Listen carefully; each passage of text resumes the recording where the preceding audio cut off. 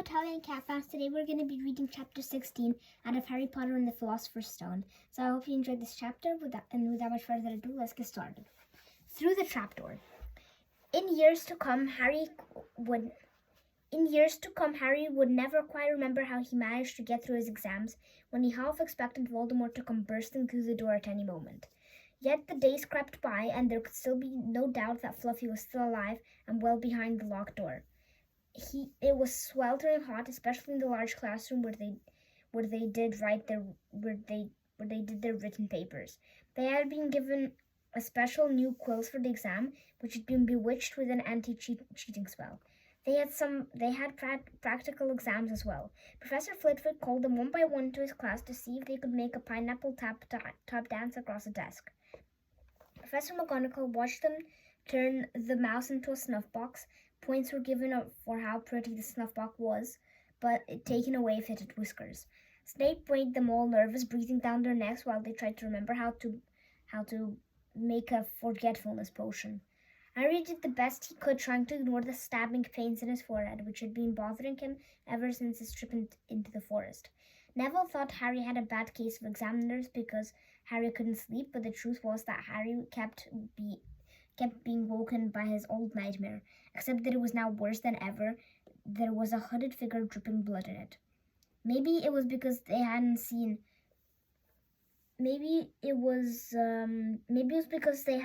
what Harry had seen in the forest, or because they didn't have scars burning on their foreheads. But Ron and Hermione didn't seem as worried about the stone as Harry. The idea of Voldemort centrally scared him, but he didn't keep visiting them in dreams, and they were so busy with their studying they didn't have much time to fret about what Snape or anyone else might be up to. Their very last exam was History of Magic.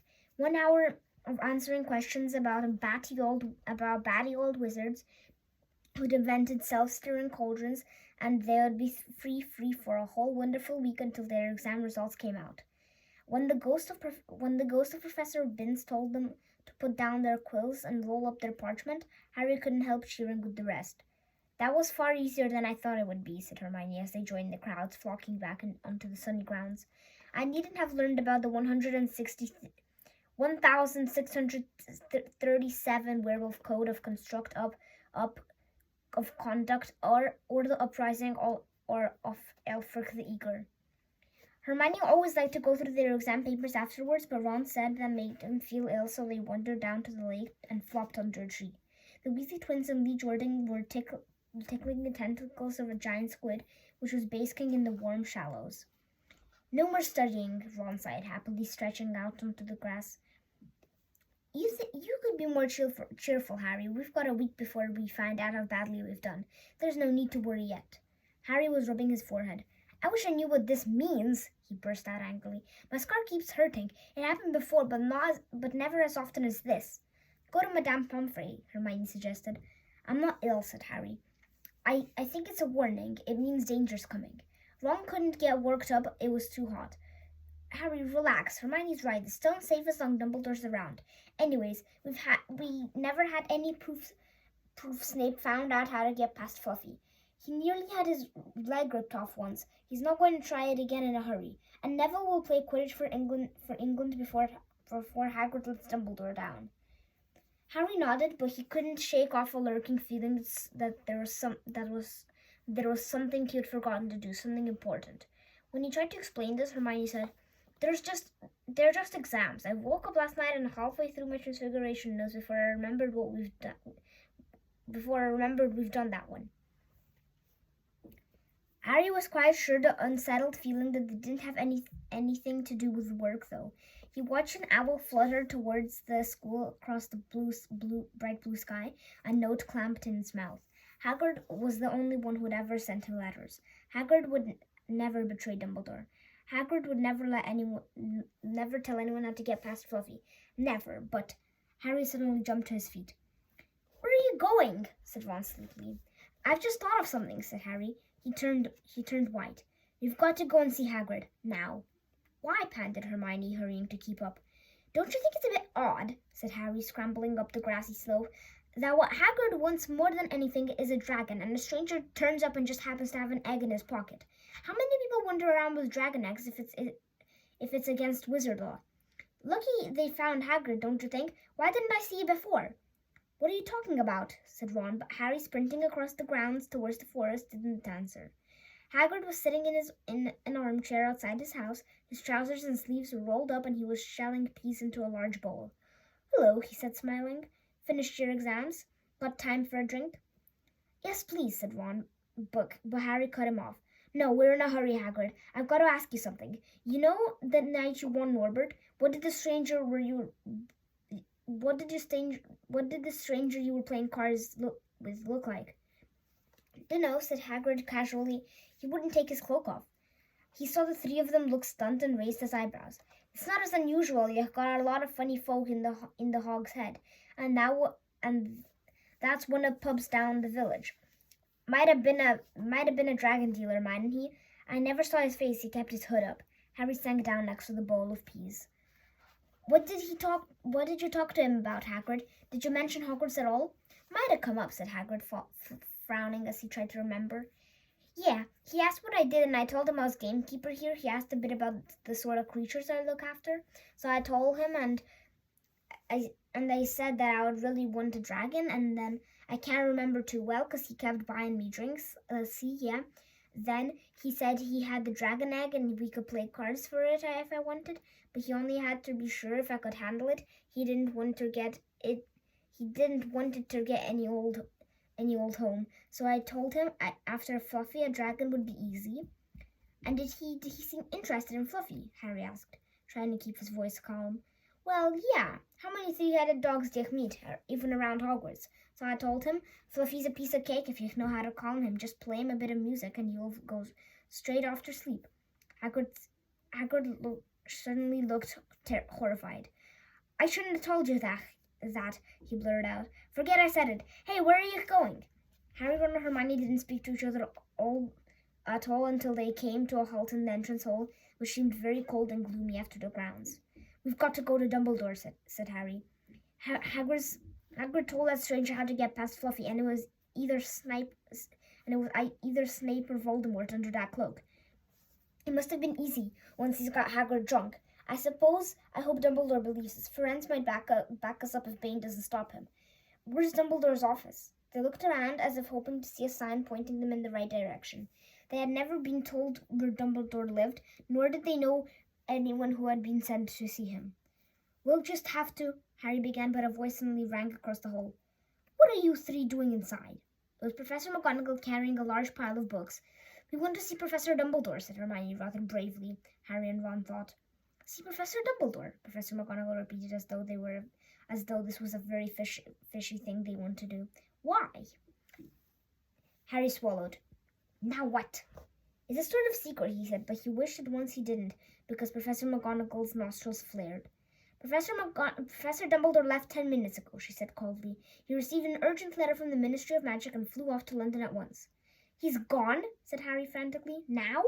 "Professor Dumbledore is a very great wizard, Potter. He has many demands on his time.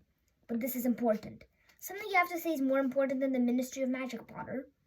"Look," said Harry, throwing caution to the winds. "Professor, it's about the Sorcerer's Stone." Whatever Professor McGonagall had expected, it wasn't that. The books she was carrying tumbled out of her arms, but she didn't pick them up.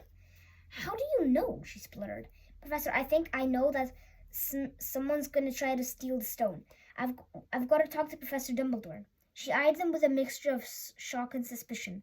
"Professor Dumbledore will be back tomorrow," she said finally. "I don't know how you found out about the stone, but rest assured, no one can possibly steal it. It's too well protected." "But Professor..." "Potter, I know what I'm talking about," she said shortly. She bent down to gather up the fallen books. "I suggest you all go back outside and enjoy the sunshine." But they didn't.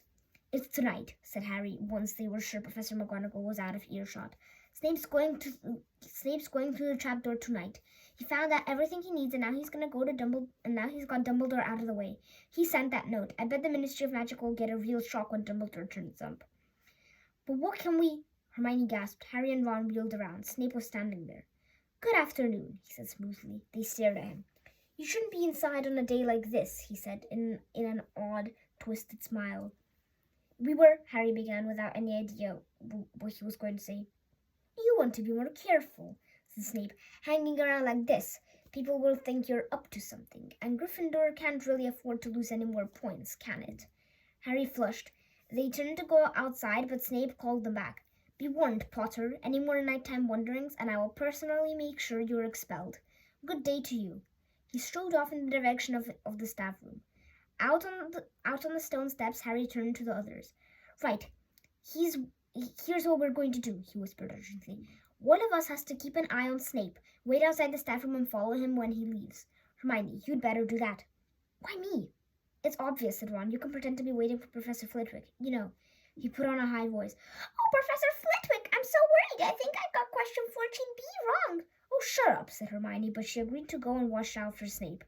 And we better stay outside the third-floor corridor, said Harry and Ron. Come on. But that part of the plan didn't work. No sooner they had reached the door separating Fluffy from the rest of the school than Professor McGonagall turned up and said this time she lost her temper. I suppose you think you're harder to get past a pack of enchantments, she stormed. Enough of this nonsense. If I hear you've come anywhere near here again, I'll take 50 points from Gryffindor. Yes, Weasley, from my own house. Harry and Ron went back to the common room. Harry had just said, at least Hermione's on Snape's tail, when the portrait of the fat lady swung open and Hermione came in. I'm sorry, Harry, she wailed. Snape came out and asked me what I was doing, so I told him I was waiting for Flitwick and Snape went to get him.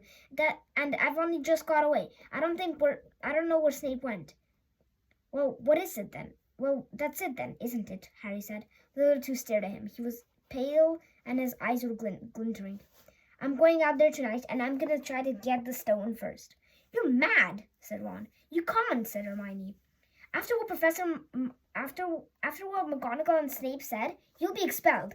So what? Harry shouted. Don't you understand? If Snape gets hold of the stone, Voldemort's coming back. Haven't you heard what it's like when he's trying to take over? There won't be any Hogwarts to get expelled from. He'll flatten it, or turn into a school of dark arts. Losing points doesn't matter anymore. Can't you see? Do you think he'll leave you and your families alone if Gryffindor wins the House Cup? If I get caught before I can get to the stone, well, I'll have to go back to the Dursleys and wait for Voldemort to find me there. It's only dying a bit later than I would have, because I'm not going over to the dark side. I'm going through that trapdoor tonight, and nothing you two say is going to stop me. Voldemort killed my parents, remember? He glared at them. You're right, Harry, said Hermione in a small voice. I'll use the invisibility cloak, said Harry. It's just lucky I got it back. But will it cover all three of us, said Ron. All three of us? Oh, come off it. You don't think we'll let you go alone? Of course not, said Hermione briskly. How do you think you'd get the stone without us? I better go look through my books. There might be something useful. But if we get caught, you two will be expelled too. Not if I can help it, said Hermione grimly. Flitwick told me in secret that I got 112% on this exam. They're not throwing me out after that. After dinner, the three of them sat nervously apart in the common room. Nobody bothered them. None of the Gryffindors had anything to say to Harry anymore, after all. This was the first night they hadn't been upset by it. Hermione was skimming through all her notes, hoping to come across the enchantments they were trying to break. Harry and Ron didn't talk much. Both of them were thinking about what they were going to do. Slowly, the room emptied as people drifted off to bed. Better get the cloak, Ron muttered, as Jordan finally left, stretching and yawning. Harry ran upstairs to the dark dormitory. He pulled out the cloak and his eyes fell on the flute Hagrid had given him for Christmas. He pocketed it to use on Fluffy. He didn't feel much like singing. He ran back down to the common room. We better put the cloak on here and make sure it covers all three of us. If Filch spots one of our feet wandering along on its own. What are you doing? Said a voice from the corner of the room. Neville appeared from behind an armchair, clutching Trevor the Toad, who looked as though he'd been making another bid for freedom. Nothing, Neville, nothing, said Harry hurriedly putting the cloak behind his back. Neville stared at their guilty faces. You're not going out again, he said. No, said Hermione. No, we're not. Why don't you go to bed, Neville? Harry looked at the grandfather clock by the door. They couldn't afford to wait any more time. Snape might be even now playing Fluffy to sleep. You can't go out, said Neville. You'll be caught again. Gryffindor will be in even more trouble. You don't understand, said Harry. This is important. But Neville was clearly steeling himself to do something desperate. I won't let you do it, he said, hurrying to stand in front of the portrait hole. I'll fight you. Neville, Ron exploded. Get away from that hole and don't be an idiot. Don't you call me an idiot, said Neville. I don't think you should be breaking any more rules. And you were the one who told me to stand up to people. Yes, but not to us, said Ron in exasperation. Neville, you don't know what you're doing. He took a step forward, and Neville dropped Trevor the Toad, who leapt out of sight. Go on, then. Try and hit me, said Neville, raising his fists. I'm ready. Harry turned to Hermione. Do something, he said desperately. Hermione stepped forward. Neville, she said, I'm really, really sorry about this. She raised her wand. Petrificus totalis, she cried, pointing at Neville. Neville's arms snapped to his sides. His legs sprang together. His whole body rigid, he swayed where he stood and then fell flat on his face, stiff as a board. Hermione ran to turn him over. Neville's jaws were jammed together so he couldn't speak. Only his eyes were moving, looking at them in horror. What have you done to him? Harry whispered. It's the full body bind, said Hermione miserably. Oh, Neville, I'm so sorry. We had to, Neville. No time to explain, said Harry. You'll understand later, Neville, said Ron as he stepped over him and pulled on the invisibility cloak. But Neville, lying motionless on the floor, didn't feel like a very good omen. In their nervous state, every statue's shadow looked like Filch. Every distant breath of the wind sounded like Peeves swooping down on them. At the foot of the first set of stairs, they spotted Miss Norris sulking near the top. Oh, let's kick her, just once, Ron whispered into Harry's ear, but Harry shook his head. As they climbed carefully around her, Miss Norris turned her lamp-black eyes on them, but she didn't do anything. They didn't meet anyone else until they reached the staircase up on the third floor. Peeves was bobbing halfway up, loosening the carpet so that people will trip. Who's there? He said suddenly as they climbed towards him. He narrowed his wicked black eyes. No, you're there, even if I can't see you. Are you goalie or ghosty or wee student beastie? He rose up in the air and floated there, squinting at them. Should call Filch, I should, if something's a-creeping around unseen. Harry had a sudden idea. Peeves, he said in a hoarse whisper. The bloody Baron has his own reasons for being invisible. Peeves almost fell out of the air in shock. He caught himself in time and hovered about a foot off the stairs. So sorry, your bloodiness, Mr. Baron, sir, he said greasily. My mistake. I didn't see you, of course. I didn't. You're invisible. Forgive old Peevesy his little joke, sir. I have business here, Peeves, croaked Harry. Stay away from this place tonight. I will, sir. I most centrally will, said Peeves, rising up into the air again. Hope your business goes well, Baron. I will not bother you. He scooted off. Brilliant, Harry, whispered Ron. A few seconds later, they were there, outside the third-floor corridor, and the door was already ajar. Well, there you are, said Harry quietly. Snape's already got past Fluffy. Seeing the open door somehow seemed to impress upon all three of them what was facing them. Underneath the cloak, Harry turned to the other two. If you want to go back, I won't blame you, he said. You can take the cloak. I won't need it now. Don't be stupid, said Ron. We're coming, said Hermione. Harry pushed the door open. As the door creaked, low rumbling growls met their ears. All three of the dogs' noses sniffed madly in their direction, even though it couldn't see them. What's that at its feet? Hermione whispered. It looks like a harp, said Ron. Snape must have left it there. It must wake up any moment you stop playing, said Harry. Well, here goes. He pulled Hagrid's flute to his lips and blew. It wasn't really a tune, but from the first note the beast's eyes began to droop. Harry hardly drew breath. Slowly the dog's growls ceased. It tottered on its paws and fell to its knees, then slumped to the ground, fast asleep. Keep playing, Ron warned Harry as they slipped out of the cloak and went towards the tap door. They could feel the dog's hot, smelly breath as they approached the giants' heads. I think we'll be able to pull the door open, said Ron, peering over the dog's back. Want to go first, Hermione? No, I don't. All right. Ron gritted his teeth and stepped carefully over the dog's legs. He bent down and pulled the ring of the trapdoor, which swung up and open. What can you see? Hermione said anxiously. Nothing, just black. There's no way of climbing down. We'll just have to drop. Harry, who was still playing the flute, waved at Ron to get his attention and pointed at himself. You want to go first? Are you sure? Said Ron. I don't know how deep this thing goes. Give the flute to Hermione so she could keep him asleep. Harry handed the flute over. In a few seconds' silence, the dog growled and twitched, but the moment Hermione began to play it, it fell back to his deep sleep. Harry climbed over it and looked down through the trapdoor. There was no sign of the bottom. He lowered himself through the hole until he was hanging on his fingertips. Then he looked up at Ron and said, "If anything happens to me, don't follow. Go straight to the Owlery and send Hedwig to Dumbledore, right?" "Right," said Ron. "See you in a minute, I hope." And Harry let go. Cold, damp air rushed past him as he fell down, and flump. With a funny, muffled sort of thump, he had landed on something soft. He sat up and felt around, his eyes not used to the gloom. It felt as though he was sitting on some sort of plant. "It's okay," he called up to the light of the postage stamp, up to the light of the size of a postage stamp, which was the open trapdoor. "It's a soft landing. You can jump." Ron followed right away. He landed sprawled next to Harry. "What's this stuff?" were his first words. "Dunno, some sort of plant thing. I suppose it's here to break the fall."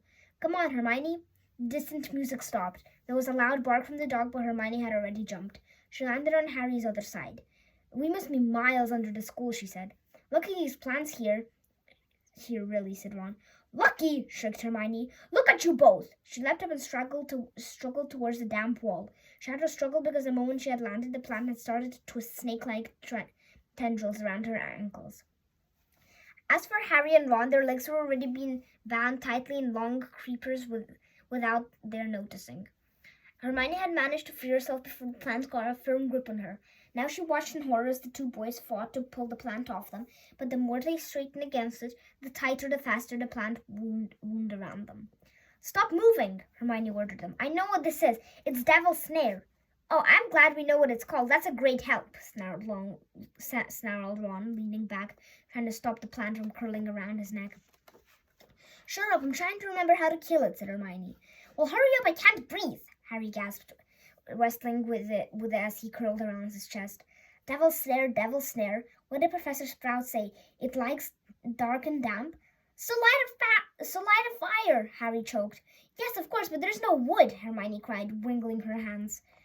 "Have you gone mad?" Ron bellowed. "Are you a witch or not?" "Oh, right," said Hermione as she whipped out her wand, waved it, muttered something, and sent a jet of same bluebell flames she had used on Snape at the plant. In a matter of seconds, the two boys felt it loosening its grip as it cringed away from the light and warmth. Wriggling and flailing, it unraveled itself from their bodies, and they were able to pull free. "Lucky you're paying attention in herbology, Hermione," said Harry as they joined her by the wall, wiping sweat off his face. "Yeah," said Ron. "Unlucky Harry doesn't lose his head in a crisis. There's no wood, honestly." "This way," said Harry, pointing down a stone passageway, which was the only way forward. As they could hear, apart from their footsteps, was the gentle drip of water trickling down the walls. The passageway sloped downward, and Harry was remembered of Gringotts. This was an unpleasant jolt of the heart. He remembered the dragon said to be guarding the vaults in the Wizard's Bank. If they met a dragon, fully grown dragon, Norbert had been bad enough. "Can you hear something?" Ron whispered. Harry listened. A soft rustling and clinking sound seemed to be coming from up ahead. "Do you think it's a ghost?" "I don't know. Sounds like wings to me." "There's light ahead. I can see something moving." They reached the end of the passageway and saw before them, a brilliantly lit chamber, its ceiling arching up high above them. It was full of small, jewel-bright birds fluttering and tumbling all around the room. On the opposite side of the chamber was a heavy wooden door. "Do you think they will attack us if we cross the room?" said Ron. "Probably," said Harry. "They don't look very vicious, but I suppose if all swoop down at once. Well, there's no choice. I'll run." He took a deep breath, covered his face with his arms, and sprinted across the room. He expected to feel sharp beaks and claws tearing at him at any second, but nothing happened. He reached the door untouched. He pulled the handle, but it was locked. The other two followed him. They tugged and heaved at the door, but it wouldn't budge, not even when Hermione tried her Alohomora charm. "Now what?" said Ron. "These birds. They can't be here just for decoration," said Hermione. They watched the birds soaring overhead, glittering. "Glittering? They're not birds," Harry said suddenly. "They're keys, winged keys. Look carefully. So that must mean—" He looked around the chamber while the other two squinted up at the flock of keys. "Yes, look, broomsticks. We've got to catch the key to the door. But there are hundreds of them." Ron examined the lock in the door. "We're looking for a big old-fashioned one, probably silver, like the handle. They each seized a broomstick and kicked off into the air, soaring in the midst of the cloud of keys. They grabbed and snatched, but the bewitched keys darted and dived so quickly it was almost impossible to catch one. Not for nothing, though, was Harry the youngest seeker in a century. He had a knack for spotting things other people didn't. After a minute's weaving about through the whirl of rainbow feathers, he noticed a large silver key that had a bent wing, as though it had already been caught and stuffed roughly into the keyhole. "That one!" he called to the others. "That big one! There! No, the one with the bright blue wings. The feathers are crumbled on one side." Ron was speeding in the direction that Harry was pointing, crashed into the ceiling and nearly fell off his broom. "You've got to close in on it," Harry called, not taking his eyes off the key with its damaged wing. "Ron, you come at it from above. Hermione, stay below and stop it from going down, and I'll try to catch it. Right now!" Ron dived, Hermione rocketed upwards, and the key dodged them both, but Harry streaked after it. It sped towards the wall. Harry leaned forward and with a nasty crunching noise pinned it against the stone with one hand. Ron and Hermione's cheers echoed around the high chamber. They landed quickly, and Harry ran to the door, the key struggling in his hand. He rammed it into the lock and turned. It worked. The moment the lock had clicked open, the key took flight again, looking very battered now that it had been caught twice. "Ready?" Harry asked the other two, his hand on the door handle. They nodded. He pulled the door open. The next chamber was so dark they couldn't see anything at all, as they stepped into it, light suddenly flooded them to the room to reveal an astonishing sight. They were standing on the edge of a huge chessboard behind the black chessmen, which were all taller than they were carved from what looked like black stone. Facing them, way across the chamber, were white pieces. Harry, Ron, and Hermione shivered slightly. The towering white chessmen had no faces. What do we do?" Harry whispered. "It's obvious, isn't it?" said Ron. "We've got a player way across the room." Behind the white pieces they could see another door. "How?" said Hermione nervously. "I think," said Ron, we have to be the chessmen." He walked up to a black knight and put his hand out to touch the knight's horse. At once the stone sprang to life. The horse pawed the ground, and the knight turned his helmet ahead to look down at Ron. "Do we have to join you to get across?" The Black Knight nodded. Ron turned to the other two. "This needs thinking about," he said. "I suppose we've got to take the place of three of the black pieces." Harry and Hermione stayed quiet, watching Ron think. Finally, he said, "Now, don't be offended or anything, but neither of you are that good at chess." "We're not offended," said Harry quickly. Just tell us what to do." "Well, Harry, you take the place of that bishop, and Hermione, you go stand instead of that castle." "What about you?" "I'm going to be a knight," said Ron. The chessmen seemed to be listening, because all these words, a knight, a bishop, and a castle, turned their backs on the white pieces and walked off the board, leaving 3 empty squares that Harry, Ron, and Hermione took. "White always plays first in chess," said Ron, peering across the board. "Yes, look." A white pawn had moved forward 2 squares. Ron started to direct the black pieces. He moved silently wherever he sent them. They moved silently wherever he sent them. Harry's knees were trembling. What have he lost? Harry moved diagonally 4 squares to the right. Their first real shock came when the other knight was taken. The white queen smashed him to the floor and dragged him off the board, where he lay quite still, face down. "He had to let that happen," said Ron, looking shaken. "Leaves you free to take that bishop, Hermione. Go on." Every time one of their men was lost, the white pieces showed no mercy. Soon they were a huddle of limp black players slumped against the wall. Twice Ron only noticed that in time Harry and Hermione were in danger. He himself darted around the board, taking almost as many white pieces as they had lost black ones. "We're nearly there," he muttered suddenly. Let me think. The white queen turned her blank face towards him. "Yes," said Ron softly. "It's the only way. I've got to be taken." "No!" Harry and Hermione shouted. "That's chess!" snapped Ron. "You've got to make some sacrifices. I'll make my move and she'll take me. That leaves you free to checkmate the king, Harry. But do you want to stop Snape or not? Ron, look, if you don't hurry up, you'll already have the stone." There was no alternative. "Ready?" Ron called, as his face pale but determined. "Here I go. Now, don't hang around once you've won."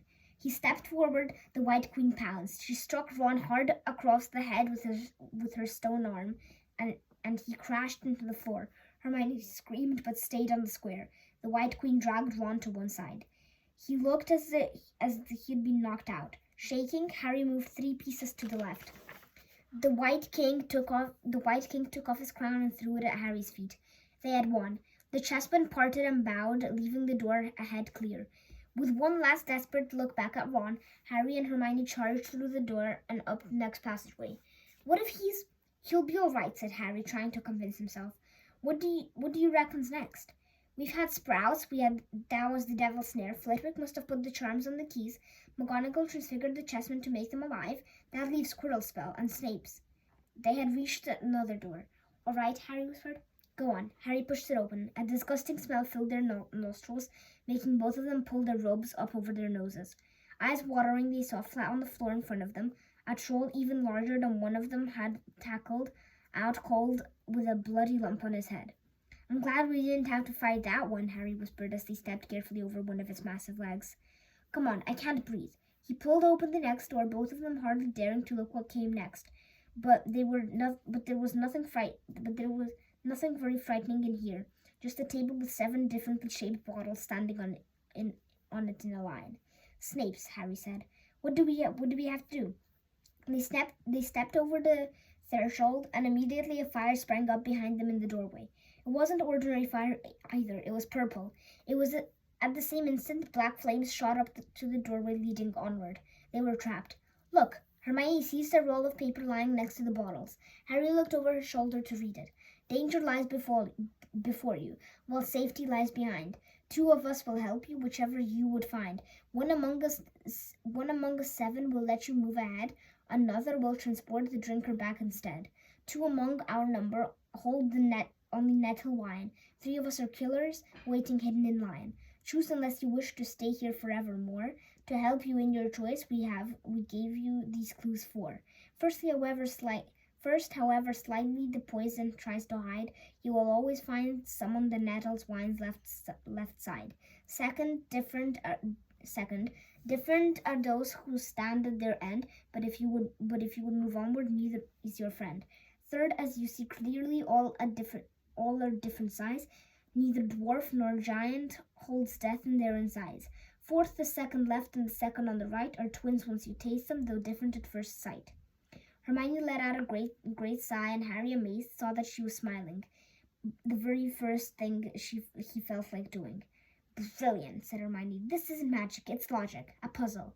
A lot of the greatest wizards haven't got an ounce of logic. They'll be stuck in here forever.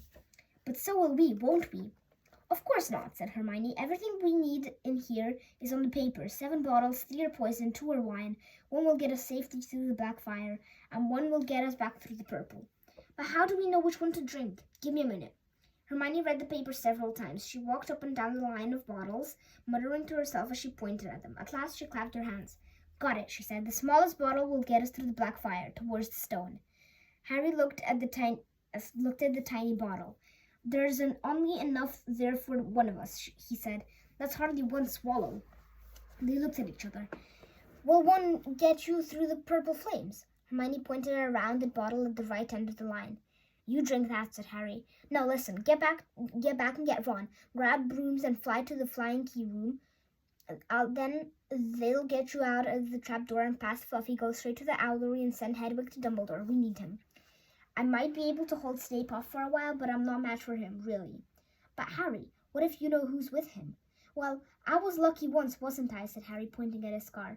I might get lucky again. Hermione's lip trembled as she suddenly dashed at Harry and threw her arms around him.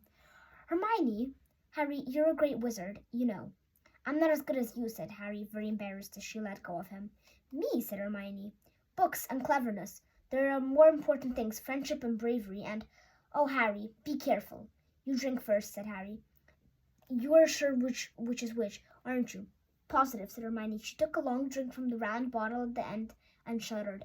It's not poison, said Harry anxiously. No, but it's like ice. Quick, go, before it wears off. Good luck, take care. Go! Hermione turned and walked straight through the purple fire. Harry took a deep breath and picked up the smallest bottle. He turned to face the black flames. Here I come, he said, as he drained the little bottle in 1 gulp.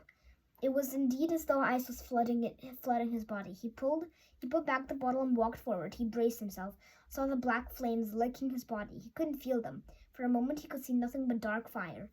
Then he was on the other side in the last chamber.